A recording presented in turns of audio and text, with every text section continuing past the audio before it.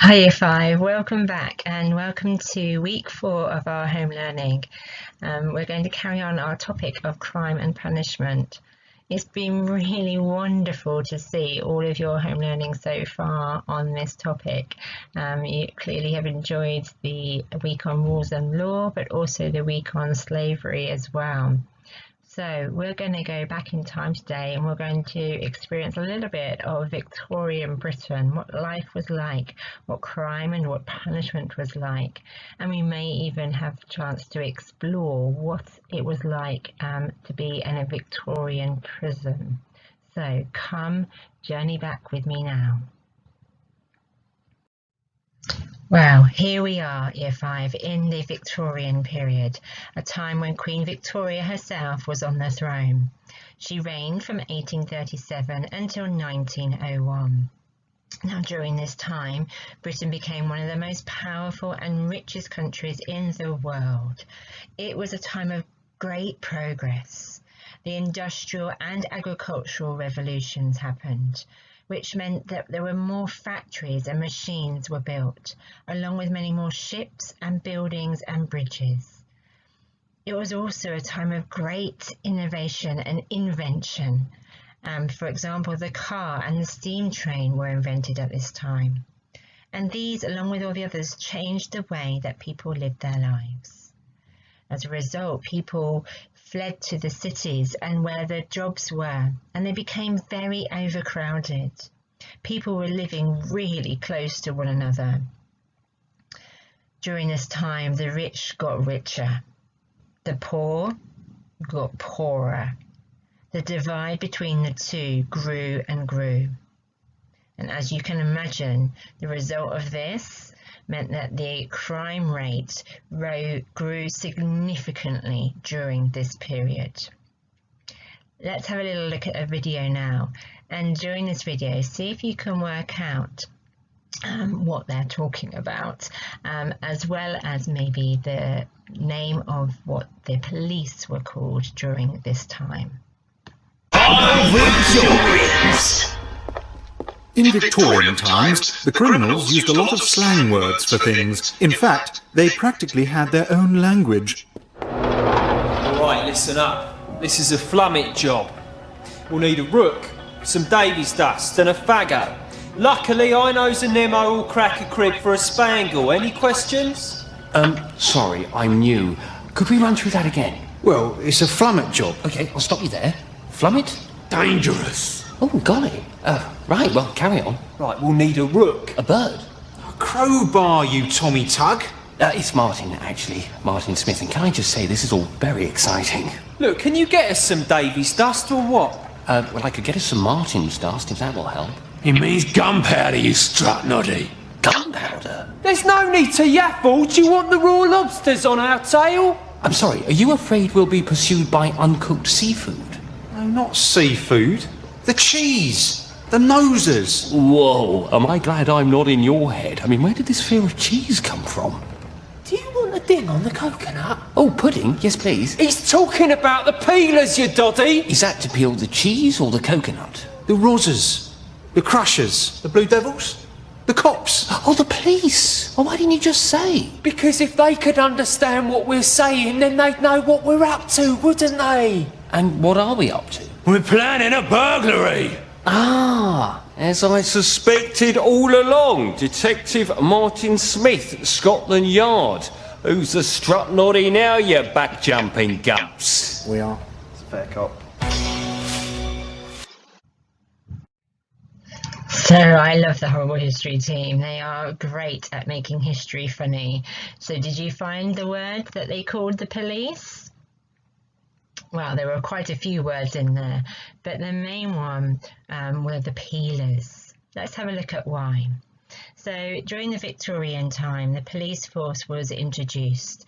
Crime rates were rising and people needed a way of dealing with that. So the police force was first introduced in London in 1829. Now, Sir Robert Peel introduced them as part of a campaign to improve public law. These policemen were called bobbies or peelers. And by 1839, other areas of the country were developing their own police force. So after the name of the person who introduced them to try and improve crime rates, the police were also known as the Peelers. So just how do you deal with these criminals? Well, previously, people who committed a crime were dealt with in mainly two ways. One, transportation. That means putting you on a boat across these very rough seas all the way to Australia. Do you think you'd survive? Well, some did, but not many. The other way was by execution, and there were public hangings. Yep, a rope around your neck and hung for all to see. Now, the problem was that this was meant to scare people and to act as a deterrent to stop them from committing the crime. However, during Victorian times, they were no longer acting as a deterrent. Instead, people took them as a source of entertainment. People even took the day off work to come and witness a public hanging. Often the crowds would be very rowdy and very excitable and would actually even commit crimes themselves. So since it was no longer acting as a deterrent to the public, the public executions ended in 1868. And in the same year, transportation also ended. So, just how did Victorians then deal with criminals? The answer? Well, prisons, of course. So here we are in a Victorian prison. Now the Victorians, they loved to read about scandalous crimes, unusual crimes, crimes that were happening around them, but they did not want to experience it, and they certainly wanted the criminals dealt with. Now this rising rate of crime meant that the government had to do something about it. So they raised taxes, got extra money, and built nearly over 90 prisons during the Victorian period. Now these prisons were horrid places to be, but they were a slight improvement on what they were before. What was there before? Have a think.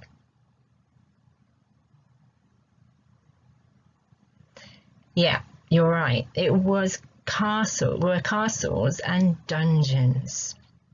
Now, Victorian prisons were a slight improvement on those, but they were still extremely tough.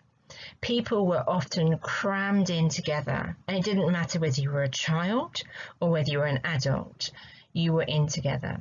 It didn't matter if you were a serious criminal committing murder or a petty thief, you were still thrown in all together.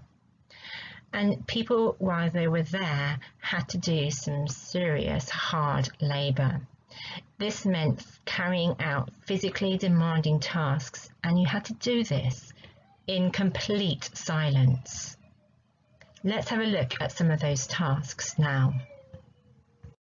So the first one up is the tread wheel. Similar, you might think, to something you might find today in gyms, or some people even have some at home. The treadmill, a form of exercising we might find today. Well, it is for exercising today, but going back to the Victorian times, it was a form of punishment. Some might say that it's a form of punishment today as well. But in Victorian times, in prisons, if you were set to go on the treadwheel, you were not in for a good time. It was basically a huge moving wooden and iron wheel, and it had steps on it. And as a prisoner, you would have to stand on that step with all of your weight in order to make the wheel move. You had to do this all day, in silence, and if you weren't fast enough, you would be whipped. Now, to make this even more of a demeaning task to do, there was often no point to it. It didn't serve a purpose other than the fact just for something for you to do. Now, some of them were connected to water and would churn and move water. Some of them were connected to crushing grains, but more often than not, it was just a task that you were asked to do. And also don't forget that these prisoners were not eating well. They were probably malnourished, and they were also probably unwell, living in cramped conditions. So all in all, not an easy task to do. Maybe you'll like the next one better. Let's have a look. So this one is known as the crank. Now, this was a big wheel that you had to turn over 10,000 times in a day. Now, often you had to do that in order to earn your food for the day. Again, there was no point to this at all. It was just a huge, heavy wheel that you would turn. Again, it would require tremendous effort, just physically, but also mentally. If you knew that there was no point to this, you were just there to turn a handle and it wasn't doing anything else, that would be mentally very, very draining. Now, to make it even worse, the prison wardens could alter the weight of this, and they could tighten it and make it heavier and harder for you to do. So did you know that prison wardens are also sometimes nicknamed screws, the screws? And that is because in Victorian time they would be turning the screw of the crank to make it harder for the prisoners to turn. Fancy that one? No? Well, let's have a look at the next one then. So here we are. Let's try the shot drill. Now, for this, you would have to lift one of those heavy iron cannonballs, and you would just lift it, walk 3 paces, put it down, go back, lift another one, walk 3 paces, put it down. All day, every day, in silence. The pointlessness of this task would drive you mad. It was so boring. And also the fact that it was hard work. An iron cannonball can be very, very heavy.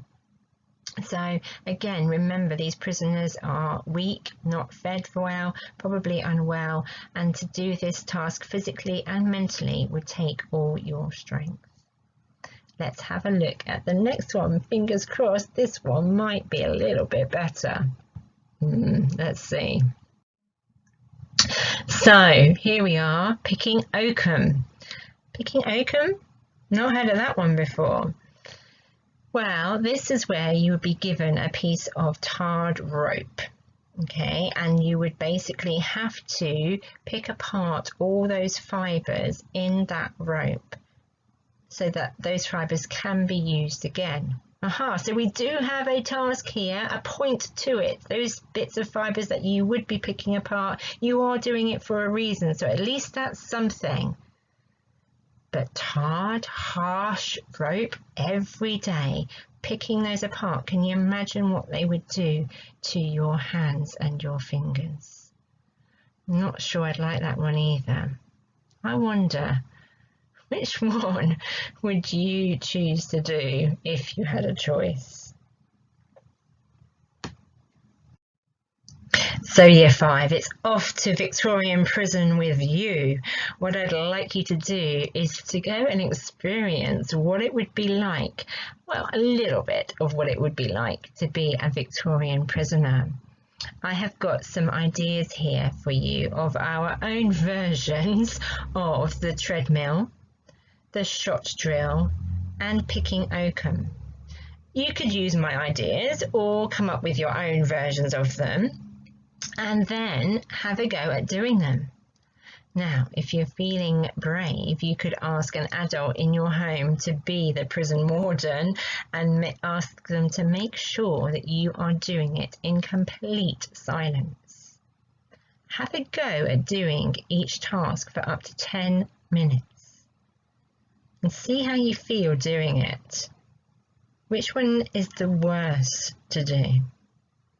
And then just see if you get a little bit of a feeling of what it might have been like doing hard labour in a Victorian prison.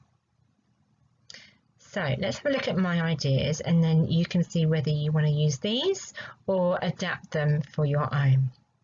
So for the treadmill, I'm suggesting that you use the bottom step of the stairs. You basically step up, stand straight, step down, and then step up with the other foot.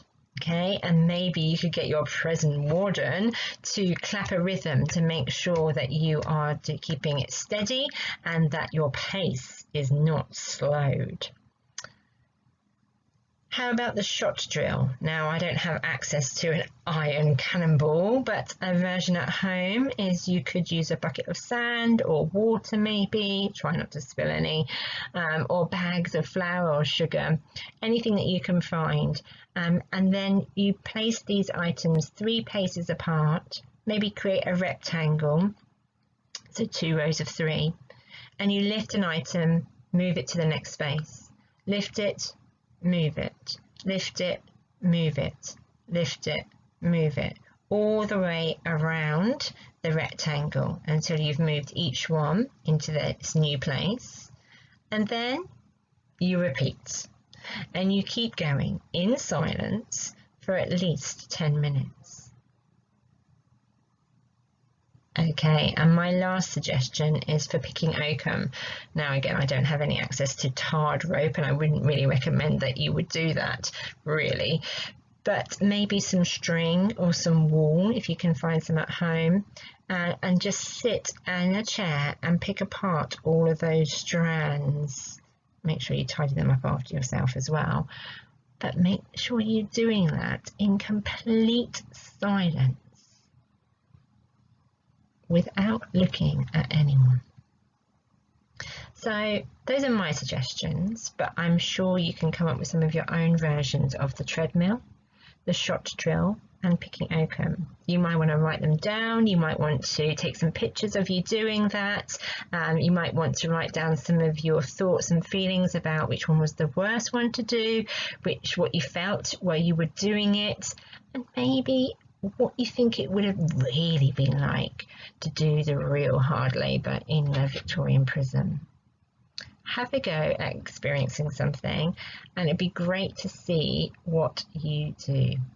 Have fun, stay safe, and I will see you tomorrow. Bye bye.